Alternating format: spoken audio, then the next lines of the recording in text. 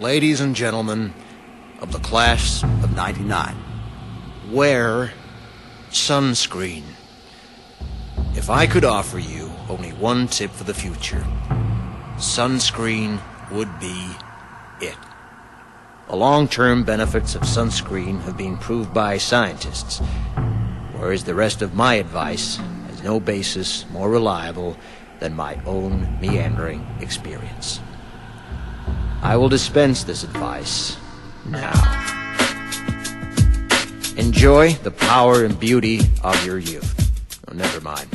You will not understand the power and beauty of your youth until they've faded. But trust me, in 20 years, you'll look back at photos of yourself and recall in a way you can't grasp now how much possibility lay before you and how fabulous you really looked. You are not as fat as you imagine. Don't worry about the future, or worry, but know that worrying is as effective as trying to solve an algebra equation by chewing bubblegum.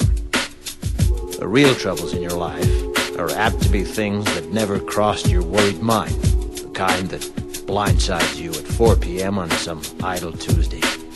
Do one thing every day that scares you. Sing. Don't be reckless with other people's hearts. Don't put up with people who are reckless with yours. Floss. Don't waste your time on jealousy. Sometimes you're ahead, sometimes you're behind. The race is long, and in the end, it's only with yourself. Remember compliments you receive. Forget the insults. If you succeed in doing this, tell me how. Keep your old love letters. Throw away your old bank statements. Stretch. Don't feel guilty if you don't know what you want to do with your life. The most interesting people I know didn't know at 22 what they wanted to do with their lives. Some of the most interesting 40-year-olds I know still don't. Get plenty of calcium. Be kind to your knees. You'll miss them when they're gone. Maybe you'll marry, maybe you won't. Maybe you'll have children, maybe you won't. Maybe you'll divorce at 40.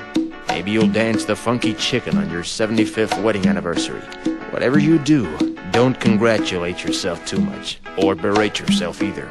Your choices are half chance. So are everybody else's. Enjoy your body. Use it every way you can. Don't be afraid of it, or what other people think of it. It's the greatest instrument you'll ever own. Dance. Even if you have nowhere to do it but in your own living room. Read the directions, even if you don't follow them. Do not read beauty magazines. They will only make you feel ugly.